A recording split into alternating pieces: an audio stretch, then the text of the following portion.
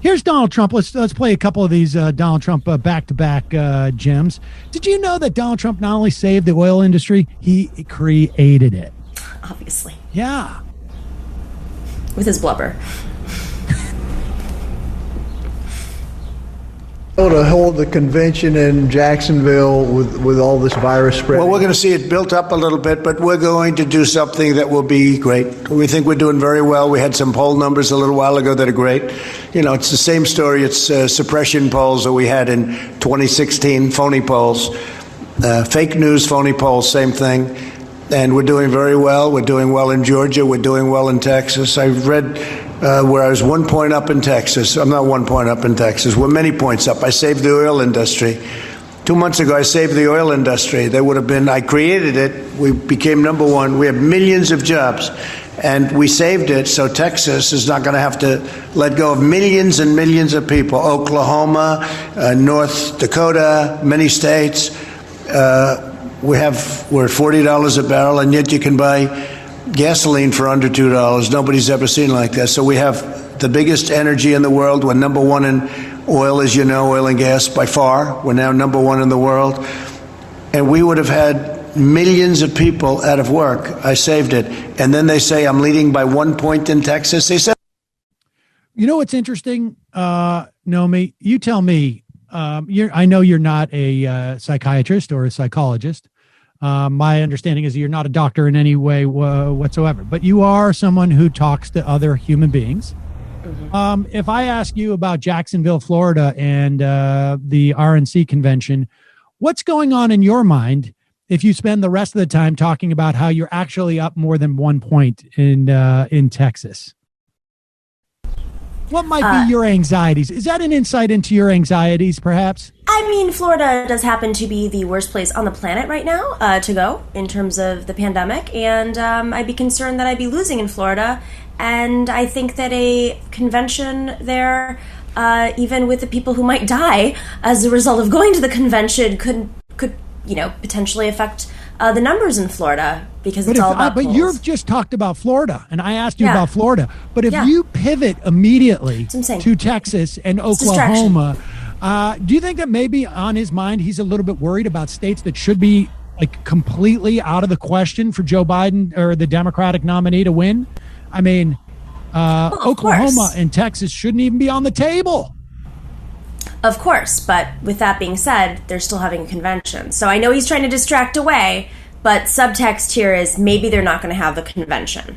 So I know maybe I'm jumping all over here, but what I'm trying to say is, yes, polls are bad in Florida. Florida is the pandemic capital, but you have the convention in a month. He's not ready to answer that question. He pivots away, talks about Texas and Oklahoma, safer states, but even though they've been hit by the pandemic. So there you go. All right. Maybe I'm going deeper, but I don't think convention's going to happen. I think they're going to cancel it. You think? Is that right? Yeah. Oh, that'll be interesting. That's going to be a big, I mean, look. Or like doing what the Dems do, basically.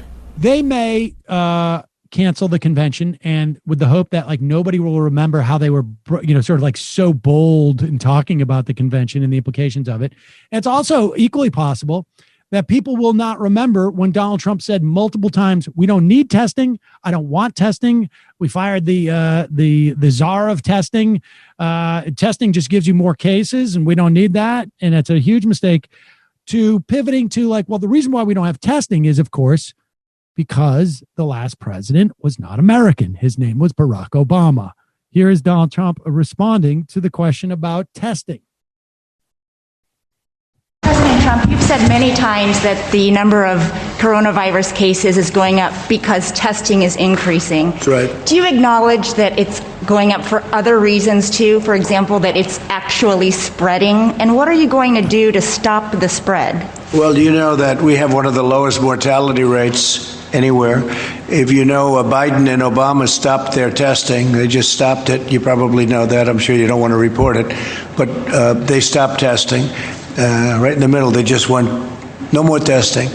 And on a much lesser problem than the problem that we have, obviously, with respect to this is the worst thing that's happened since probably 1917. This is a very bad thing. All over the world, it's 188 countries right now. But no, we test more than anybody by far. And when you test, you create cases. So we've created cases. I can tell you some countries, they test when somebody walks into a hospital sick or walks into maybe a doctor's office, but usually a hospital.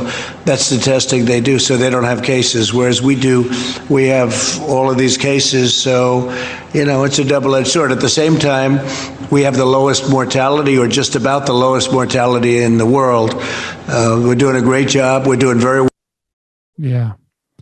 You remember when Biden and Obama stopped testing right in the middle of whatever thing that didn't happen?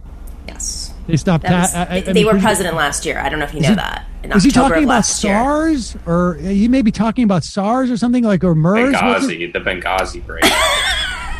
They stopped testing right in the middle of the non-pandemic. They stopped. He looks horrible. He looks like, I don't think I've ever seen him look so bad, and that's... He looks like he might be a little depressed.